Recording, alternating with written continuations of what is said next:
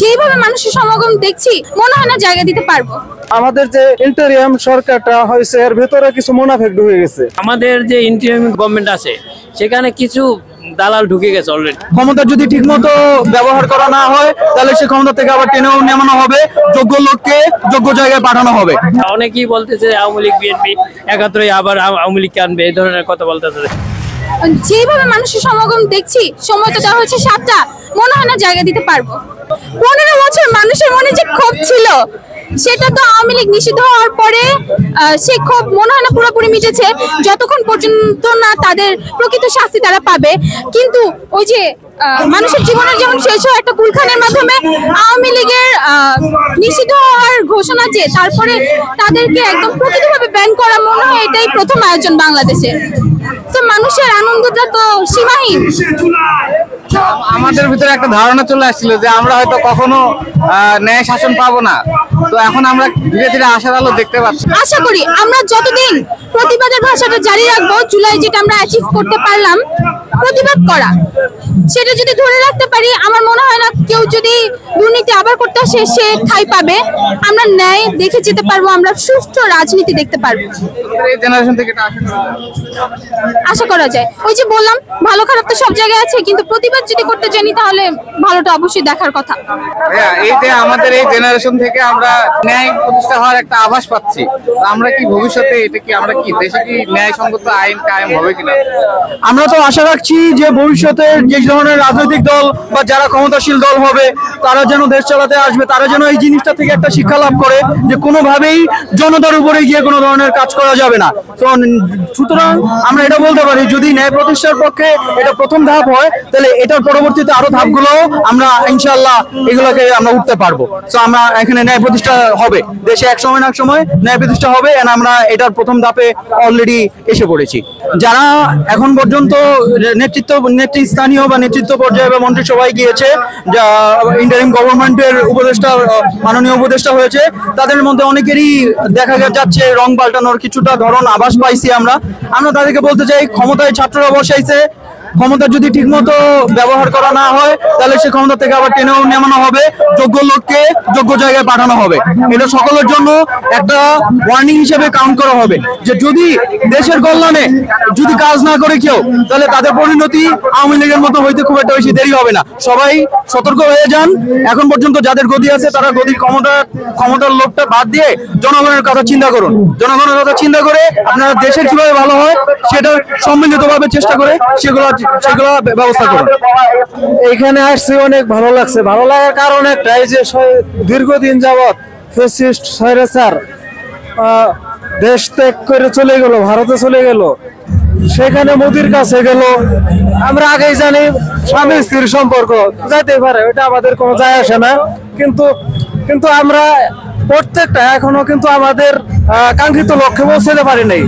আমরা এইভাবে প্রত্যেকটা অর্জনের পিছনে প্রত্যেকটা অর্জন করব, আর একটা ধুমধাম করে আনন্দ উল্লাস করব।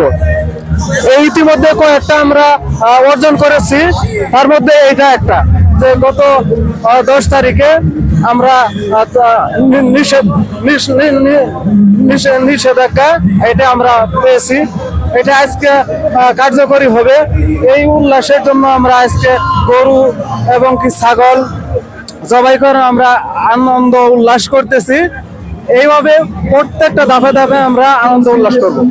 এটা তো আনন্দের কোনো শেষ নাই, এটা কিঞ্চিত আনন্দ বলবো, আমরা কিঞ্চিত বলবো।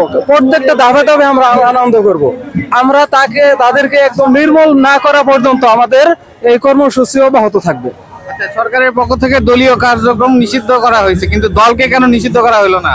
এটা আসলে কি খুশির কারণ? এর পিছনেও বেশ কিছু কারণ আছে। তার মধ্যে আমাদের যে ইন্টারিয়াম সরকারটা হয়েছে এর ভেতরে কিছু মুনাফিক ঢুকে গেছে, তাদের কারণেই মূলত এটা সঠিক তালিকাটা করা হচ্ছে না। এটাও আমরা যাচাই বাছাই করে তালিকাটা আমরা পূর্ণাঙ্গ তালিকা করাই ছাড়বো ইনশাল্লাহ। আমরা কেমন লাগতেছে? এটা আমার খুবই ভালো লাগতেছে, কারণ এই ধরনের উৎসব দরকার আছে এবং বর্তমান যে তত্ত্বাবধায়ক ইন্টারিম গভর্নমেন্ট আছে ওনাকে জানানোর জন্য যে আসলে আমরা জুলাইয়ের যে অভ্যুত্থান এটাকে আমরা এখনো ধারণ করতেছি এবং যাতে আওয়ামী লীগ এবং তাদের দোসর যারা সন্ত্রাসী এবং খুনের সাথে জড়িত ছিল তাদের পূর্ণাঙ্গভাবে এবং স্থায়ীভাবে নিষিদ্ধকরণ করা হয়, তার একটা ব্যবস্থা করা এবং এটা আইনগতভাবে এবং আদালতের মধ্যে হওয়াটা উচিত এবং এটাই আমরা চাই। আওয়ামী লীগের দলীয় কার্যক্রম গুলো নিষেধ করা হয়েছে, কিন্তু দলীয় হিসেবে নিষেধ করা হচ্ছে না, এটা কি আবার নির্বাচনে আসবে? না না, এটা নির্বাচনে আসার সুযোগ নাই, কারণ এখানে বলা হয়েছে যে যেটা আইসিসি করা হয়েছে সেই আইসিসিতে তাদের ব্যাপারে সংশোধনী নিয়ে তাদের দলীয়ভাবে বিচার করা হবে এবং বিচারে তারা দোষী সাব্যস্ত হবে এবং এ ব্যাপারে তারা আর কোনো রাজনীতি করতে পারবে না, এটাই আমাদের পূর্ণাঙ্গ ধারণা এবং এইটাই হওয়ার কথা এবং হওয়া উচিত, না হলে আমরা আবার আন্দোলনে যাব।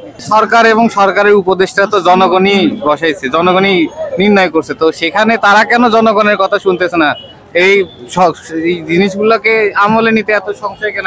এখন এখানে কিছু আসলেই কিছু লোক আছে যারা আওয়ামী লীগের দোষর হইতে পারে, বিএনপি তো আসলে আওয়ামী লীগের সাথেই তাদের একত্রতা, অনেকেই বলতেছে আওয়ামী লীগ বিএনপি একাত্রই আবার আওয়ামী লীগকে আনবে, এই ধরনের কথা বলতেছে।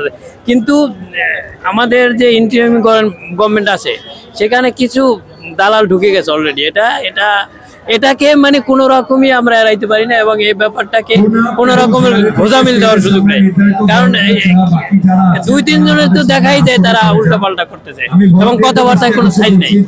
যখনই আমরা আন্দোলন করলাম এই যে জুলাই অভ্যুত্থানের আওয়ামী লীগ নিষিদ্ধ করার জন্য, তখন তারা বললো যে না, এটা সরকার করবে না, এটা আইনগতভাবে, সেই আইনটাই তারা আইসিসিতে করে নাই, এখন বর্তমানে করতে চাচ্ছে, দেখি কি করা যায় এবং কি করে এটা আমরা দেখবো, হয়তো আমরা আন্দোলন করবো।